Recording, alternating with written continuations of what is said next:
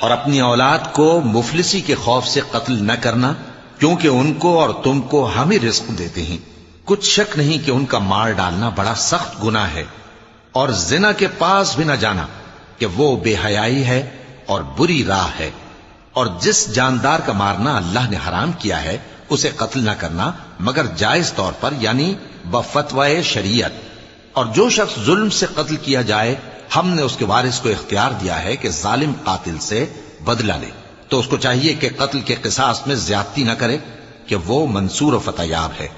اور یتیم کے مال کے پاس بھی نہ پھٹکنا مگر ایسے طریق سے کہ بہت بہتر ہو، یہاں تک کہ وہ جوانی کو پہنچ جائے۔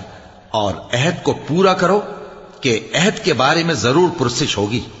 اور جب کوئی چیز ناپ کر دینے لگو تو پیمانہ پورا بھرا کرو، اور جب تول کر دو تو ترازو سیدھی رکھ کر تولا کرو۔ یہ بہت اچھی بات